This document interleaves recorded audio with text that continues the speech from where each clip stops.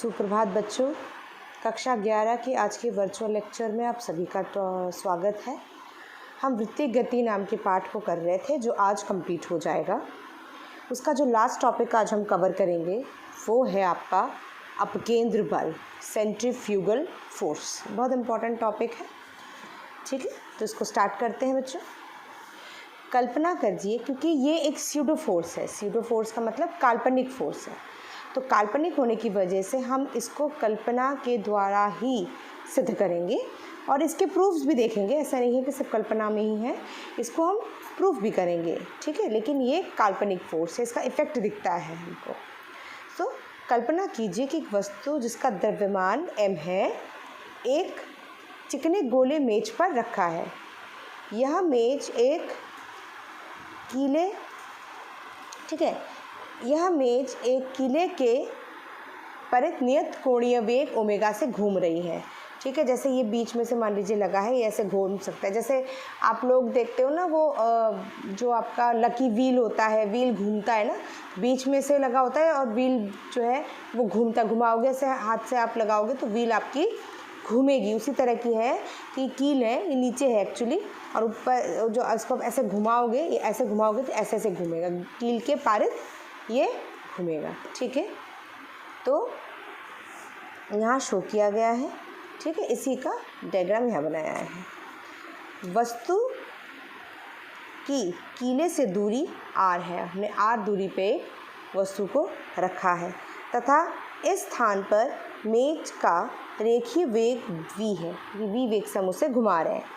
यदि मेज व वस्तु के बीच पर्याप्त घर्षण नहीं है तो वस्तु को मेज पर विराम अवस्था में रखने के लिए वस्तु को एक डोरी की सहायता से कीले से बांधना पड़ेगा। मतलब क्या है कि अगर घर्षण नहीं है तो जैसे आप घुमाओगे ये स्लिप होकर गिर जाएगा। तो अगर आप चाहते हो कि स्लिप ना हो तो मुझे इस कीले से, इस सेंटर से, इसके पारित ये घूम रहा है, इससे एक डोरी बांध के हमें यहाँ पर इसे रखनी पड़ेगी। इस घटना को एक प्रेक्षक पृथ्वी पर खड़े होकर देखे तो कहेगा कि मेज पर रखी हुई वस्तु भी मेज के साथ वृत्ताकार मार्ग पर गतिशील है। जैसे अगर कोई व्यक्ति यहाँ खड़ा है तो जब हम इस टेबल को घुमाएंगे तो उसे लगेगा कि साथ साथ वो वस्तु भी घूम रही है, तो वो यही कहेगा कि ये जो है वस्तु आपके इस मेज के साथ वृत्ताकार मार्ग पर घर्षण कर रही है, ठीक है।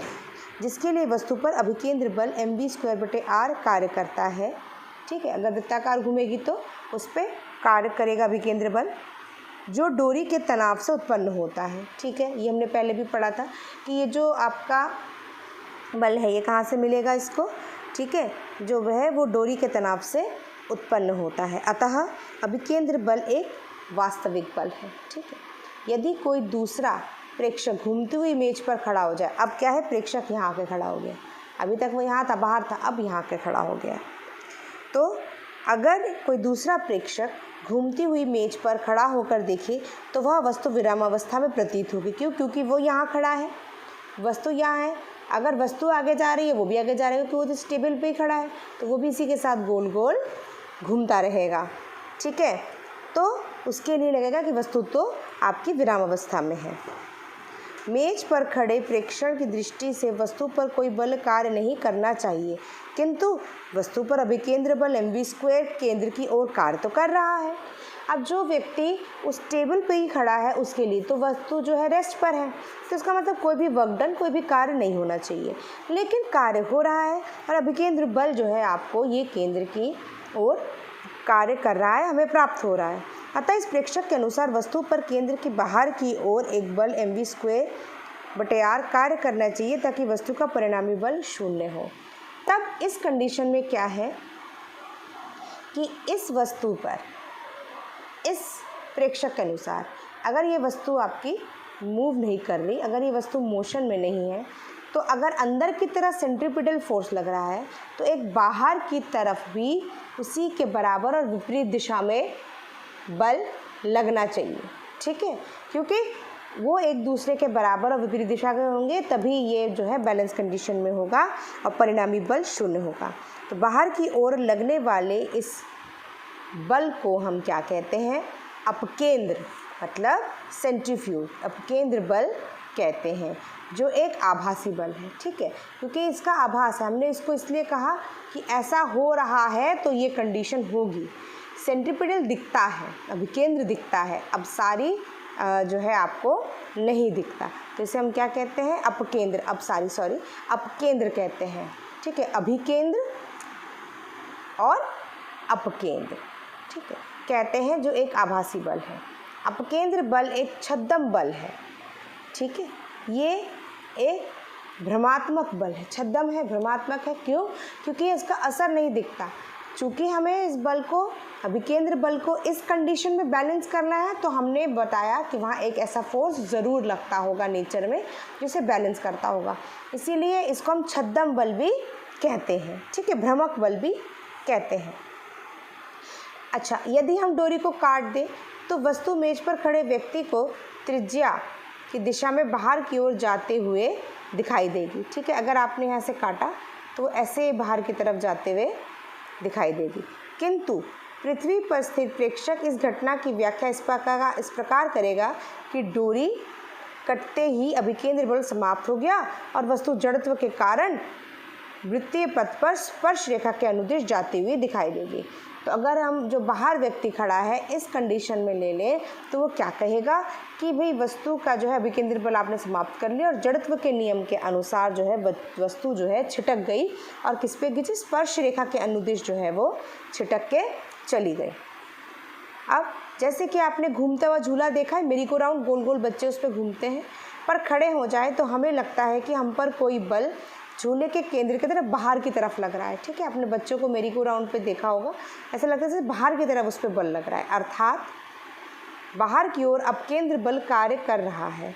झूले पर खड़े रहने के लिए इस झूले की रस्सी को पकड़ के हम बाहर की ओर खींचते हैं, तो प्रतिक्रिया के कारण झूले की रस्सी हमें इतने ही बल से झूले की केंद्र की ओर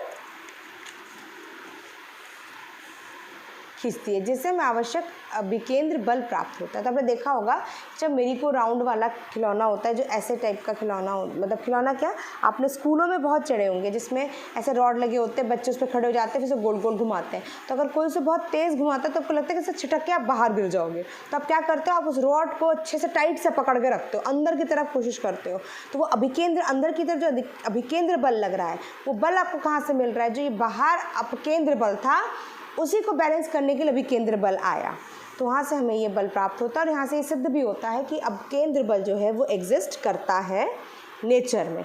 ठीक है, मोटर से यात्रा करते हुए अचानक मोटरसाइकिल दाईं ओर मुड़ जाए तो हम झटके के साथ मोटर के बाईं ओर की दीवार से टकरा जाते हैं। ठीक है, अगर कार में हमने लेफ़्ट को टर्न मारा तो राइट की तरफ मुड़ जाएंगे, राइट को टर्न मारा तो लेफ़्ट की ओर झटका लगता है। ठीक है, आवश्यक बल की आवश्यकता, टकरा जाते हैं, ऐसा लगता है जैसे हम पर कोई बल बाईं ओर लगी है। दाईं ओर मोटर के मुड़ने पर हम पर दाईं ओर अभिकेंद्र बल की आवश्यकता थी, परंतु आवश्यक अभिकेंद्र बल अनुपस्थित था, अतः हमारा शरीर जड़त्व के कारण सीधे रेखा में गति करता रहा और मोटर के दाईं ओर मुड़ने पर मोटर की बाईं ओर की दीवार हमसे टकरा गई, क्योंकि हम तो सीधे थे, अब मोटर इधर मुड़ी तो हम सामने से जो है, जो इधर हमारे दूसरे तरफ वाली दीवार थी, हम उससे जाके टकरा गए। ठीक है, अगर लेफ़्ट को मुड़ रही है, हमारी बॉडी सही जा रही है, तो हम राइट पे जाके तो टकरा जाएंगे ना, तो हम राइट पे जाके टकरा जाते हैं। ठीक है, तो हमसे टकरा गई और हमें एक ऐसा आभास हुआ कि हम कोई अपकेंद्र बल हम पर कार्य कर रहा है। उपयुक्त सभी उदाहरण से स्पष्ट है कि अभिकेंद्र बल एक वास्तविक बल है, जबकि अपकेंद्र बल एक आभासी या छद्म बल है। ठीक है, क्योंकि उसका असर हमको बस नज़र आता है। इसी के आधार पर हम एक और बात क्या कहेंगे, ऊर्ध्व तल में वृत्ताकार पथ पर छोटी बाल्टी में जल लेकर घुमाने से जल का न गिरना। ठीक है, आप अगर एक बाल्टी में पानी ले लो, बाल्टी में तो आप नहीं कर सकते, लेकिन छोटे से डब्बे पानी ले लो और अगर उसे बहुत तेज़ से आप जो है ऊर्ध्वाधर मतलब वर्टिकल तल में घुमाओगे तो पानी उसमें से गिरेगा नहीं। कैसे नहीं गिरेगा, उसके लिए कंडीशन है, वही कंडीशन हम पढ़ने वाले हैं। तो पानी से भरी हुई बाल्टी को ऊर्ध्वाधर तल पे वित्तीय पथ पर घुमाने के लिए आवश्यक अभिकेंद्र बल चाहिए। ठीक है, क्योंकि आप वित्तीय पथ पर घुमा रहे हो, इसका मान व दिशा हर क्षण बदलता रहता है। वृत्ताकार पथ के उच्चतम बिंदु पर बाल्टी उलट जाने पर बाल्टी में उपस्थित जल का भार वृत्ताकार पथ के केंद्र की ओर आएगा। अब जैसे पानी ऊपर आया, पानी किसकी तरफ आएगा? वजन उसका केंद्र की ओर आएगा। ठीक है, जो जल के लिए आवश्यक अभिकेंद्र बल प्रदान करेगा। तो ये वेट जो है वो क्या प्रदान करेगा?